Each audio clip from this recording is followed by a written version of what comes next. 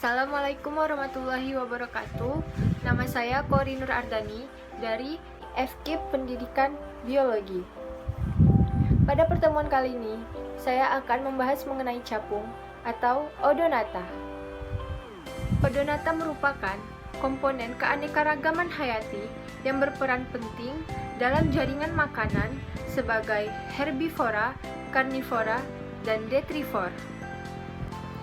Odonata termasuk ke dalam predator karena ia memangsa binatang lain yang kecil di daratan maupun di perairan. Bahkan sesama jenis pun bisa menjadi sasaran. Capung memiliki manfaat bagi ekosistem. Keberadaan capung di alam berperan sebagai predator dan penyeimbang populasi serangga lain dalam ekosistem. Jumlah anggota dari ordo Odonata yang terdapat dan tersebar di seluruh dunia diperkirakan berjumlah sekitar 5.000 sampai 6.000 jenis pada berbagai macam habitat.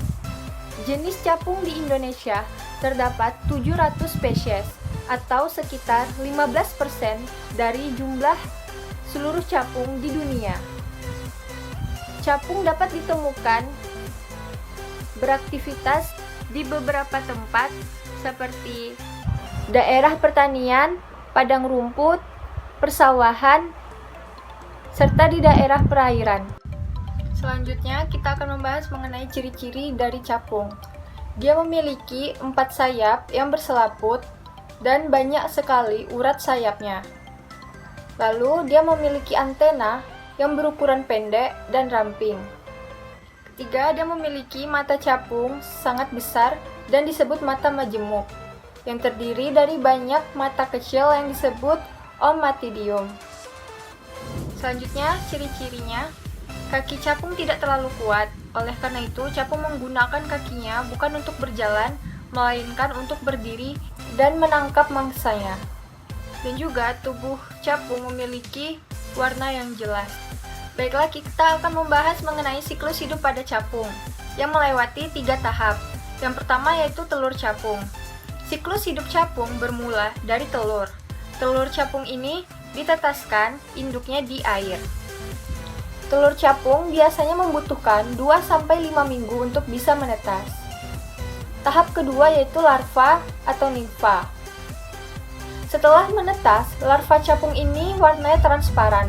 Namun, beberapa jam kemudian, warna larvanya akan berubah karena pergantian kulit.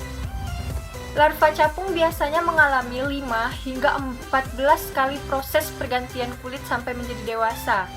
Larva capung hidup di air selama beberapa minggu, 2 tahun, dan ada juga larva capung yang hidup selama 6 tahun di air. Lama waktu larva capung hidup di air ini dipengaruhi oleh suhu air. Jika suhu air hangat, larva capung lebih cepat menjadi dewasa. Jika suhu air itu dingin, larva capung akan semakin lama menjadi dewasa. Saat tumbuh, larva capung menjadi nimfa yang bentuknya sudah seperti capung dewasa, tapi ukuran tubuhnya kecil. Nimfa capung yang sudah akan hidup di air dangkal saat sudah akan menjadi capung dewasa. Setelahnya, larva akan meninggalkan air dan naik ke tempat yang aman seperti batang tanaman.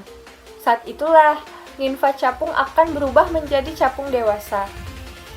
Capung harus membiarkan tubuhnya mengeras agar bisa berfungsi baik. Kemudian, ia akan mendorong keluar tubuhnya supaya bisa terbang. Proses ini berlangsung lama. Tahap ketiga, yaitu capung dewasa. Saat sayap dan tubuh capung sudah mengeras, capung akan belajar terbang. Awalnya, capung dewasa hanya bisa terbang beberapa meter, sampai akhirnya bisa terbang dengan cepat dan jauh. Meski sudah dewasa, tahap ini justru merupakan usia capung yang paling pendek, yaitu rata-rata 1-2 minggu saja.